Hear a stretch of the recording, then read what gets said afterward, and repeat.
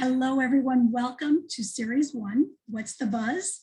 Titled Ladies of Distinction. Today, you have me, Giselle Cushing, and my co-host, Lucie Parker, which you will see shortly.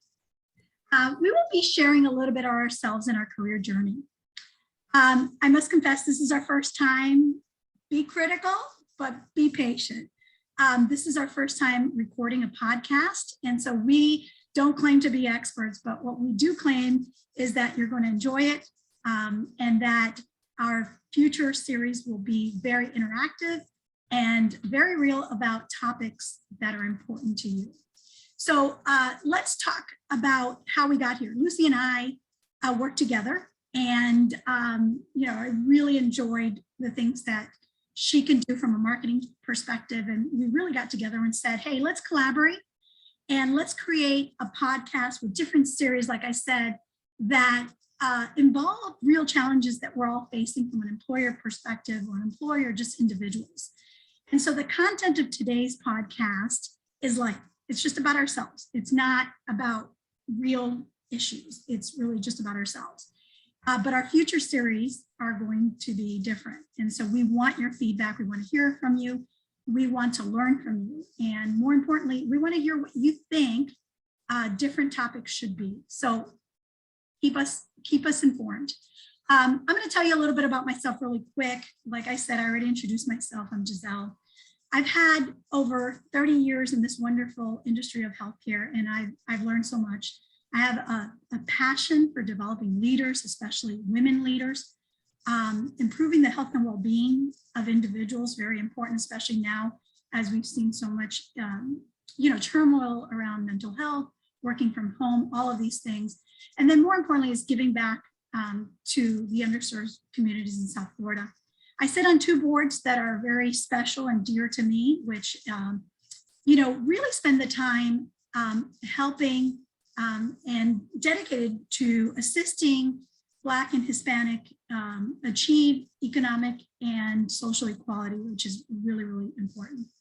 My parents are Cuban, and they immigrated, exiled to this country in the early 1960s, and later established themselves in Chicago. I was born, then we came to Miami. There's a long story around that, but I got to experience, and I still do experience being trilingual, which is funny for those of you who are listening that are Hispanic. It's very relatable to you, but for those that don't, when I say trilingual, it's because I speak English, Spanish, and Spanglish all in one. So that's always interesting and fun. And I have three kids. I have a 30-year-old, a 29, and a 7. So I consider myself a modern family. Why is that important? Well, I'm working with 3 generations, including plus my parents, so 4 generations. And learning to work with them is really important, and how to really be able to adapt to them and for them to adapt to me. So we'll talk a little bit about that in future series, but as many of you heard or read from my LinkedIn post is, I'm taking a hiatus from corporate, and that's been interesting, but it's also been rewarding in terms of I'm having a chance for the first time to spend with my family and during the summer, and it's been very rewarding, but I also miss corporate America. So I'm going to turn it over to my co-host. I said a lot. Lucie, tell us a little bit about yourself. Hey, Giselle, thanks. I'll start with family, since I'm dovetailing off of your family story. I come from Baltimore originally. You may hear my accent. I currently reside in Aiken, South Carolina.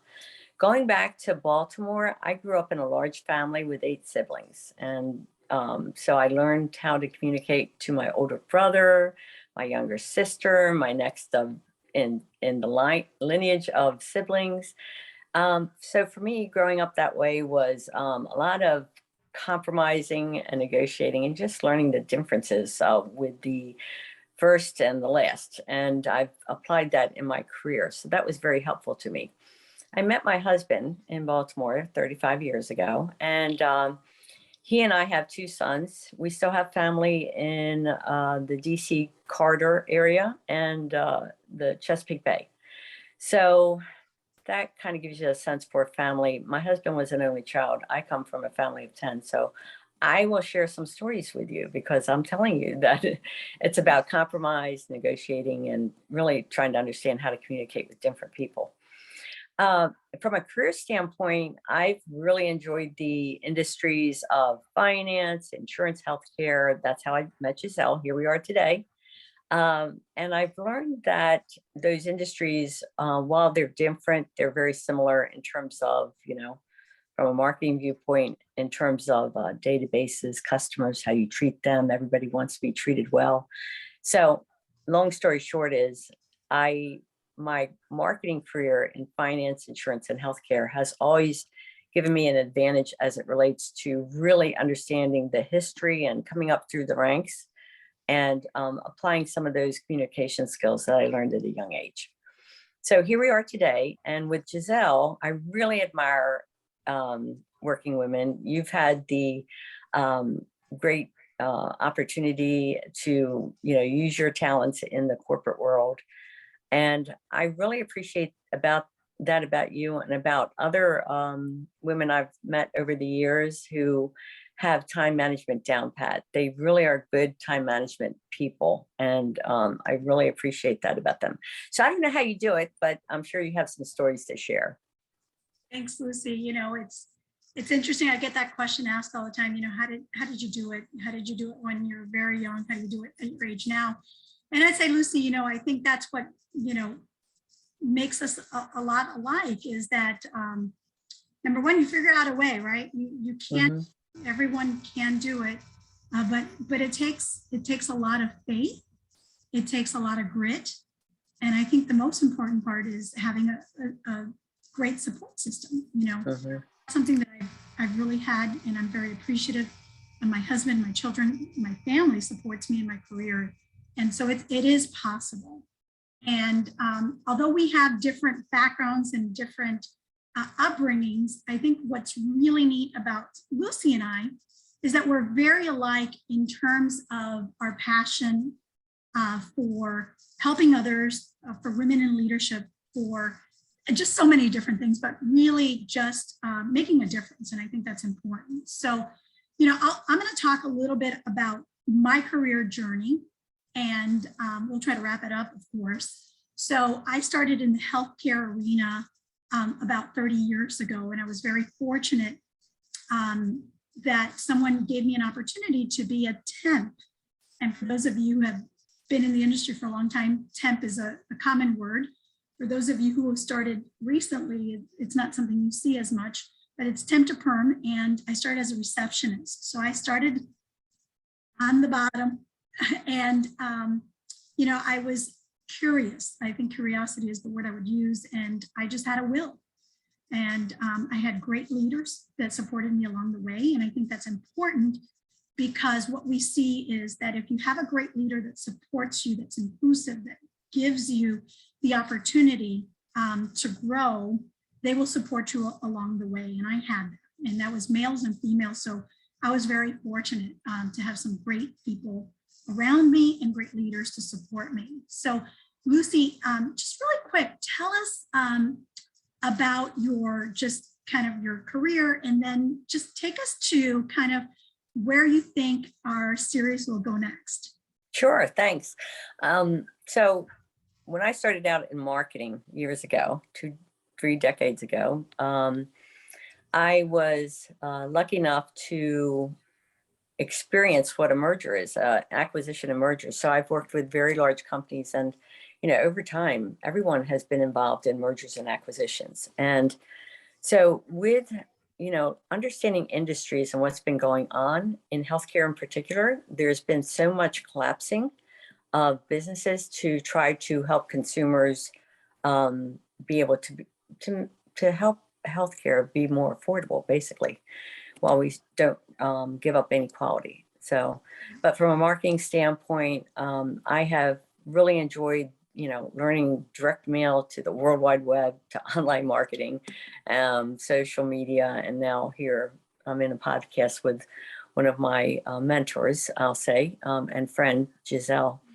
We, I bring some history, which is a little different for some people out there. as it relates to, I grew up in the women's movement, and I am telling you, I have some stories to share. Some things may seem different, but a lot of times it's the same. And I will say that, as we grow with you and talk about these journeys we've been on, or your journey, as we discuss, what kind of problems are out there and how do we solve those problems, I think that we can kind of bring the best of our worlds together and be able to share what worked at one time, what worked at another time, and bring it together as it relates to different cultures. So I'm glad to be here with Giselle and you for our next podcast. It will be here, I guess, in a month. But, we're going to talk more about that. We're going to talk more about generations, history, and what really applies today, what's relevant today. Yeah, thanks, Lucy. I think you really nailed it there in terms of, that's the teaser for the next podcast. We're going to dig into in the next series around adapting to different generations in the workforce.